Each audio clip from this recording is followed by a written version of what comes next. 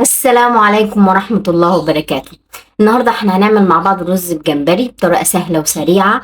مش هياخد معانا 5 دقايق، بس اهم حاجة الجمبري يكون متقشر.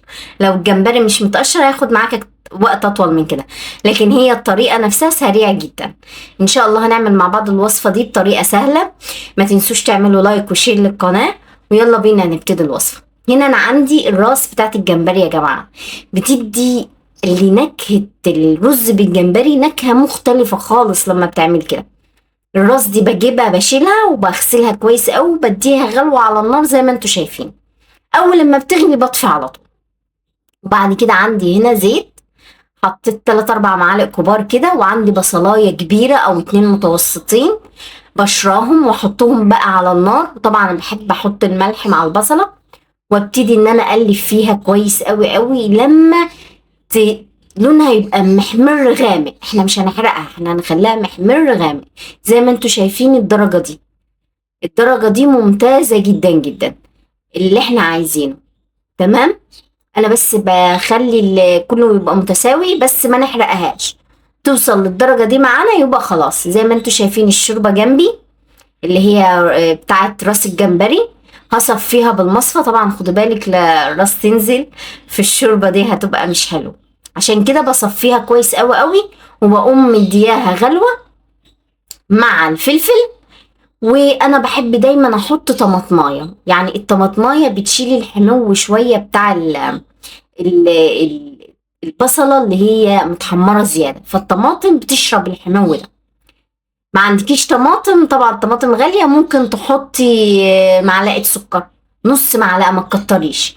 طبعا الجمبري عندي مغسول ومتنضف كويس جدا، وما فيهوش اي شعر ولا اي حاجة، مغسول ونضيف. طبعا انا بغسل الجمبري بملح بس، ولا ليمون ولا كلام من ده. بغسله كويس وبحطه هنا. حطيت رشة فلفل، نص معلقة فلفل كده على حسب الكمية اللي انت عايزاها، اللي انت هتعمليها. طبعا ما تنسوش انا حاطه ملح مع البصله في الاول، فما تحطيش ملح الا لما تدوقي تشوفي عايزه ولا لا. الجمبري اللي عندي ده مش كبير يا جماعه، الجمبري اللي عندي ده معقول، يعني مش ما ينفعش مع دي يبقى فيه الكبير. الكبير هيبقى حبه صغيرين كده، لكن الصغير هيبان في كل معلقه انت هتاكليها يبقى موجود جمبري. اول لما غليت معايا، طبعا انا قلت ان الحله صغيره فغيرت الحله وجبت حله اكبر. وغلى معايا زي ما انتوا شايفين. طبعا دوقي الحدق بتاعك وشوفي انت محتاجة قد ايه، بس دوقي الحدق بعد ما تحطي الرز، لان طبعا الرز بيشرب من الملح.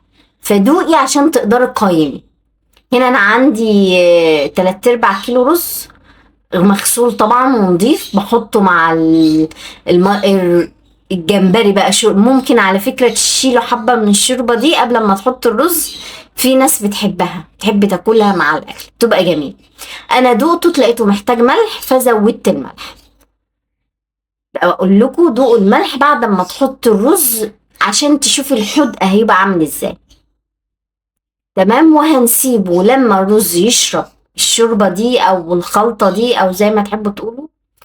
اول لما هيبتدي طبعا هنعمله زي معاملة الرز العادي اللي احنا بنطبخه الطبيعي، هنوطي عليه ونسيبه لما يستوي خالص. زي ما انتوا شايفين في التقليد، شايفين الجمبري الصغير مع الوصفة دي بيبقى ممتاز، لان الكبير مش هيبقى مناسب اوي، هيبقى كام حباية كده كبيرة، فيعني مش هيبقى مناسب، لكن الصغير ده بيبقى كويس اوي.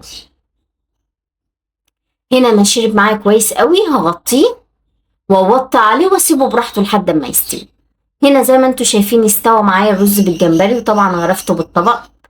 الفلفلتين دول مجرد تزيين، بس انا ولادي بيحبوا ياكلوا الفلفل. ممكن تاكلي معاه بتنجان مخلل، ممكن شوية خضرة اللي انت حابة، طبق سلطة يمشي مع كل حاجة. بس انا ما بحبش احط الحاجات دي معاه، لان انا بحب طعم الجمبري يفضل في بقي كده. طبعا الجمبري مش قادرين نوصف سعره عامل ازاي، بس الصغير ده بيبقى سعره معقول، يعني هو بيهد في التقشير بس معقول. متنسوش تجربوا، والسلام عليكم ورحمة الله وبركاته.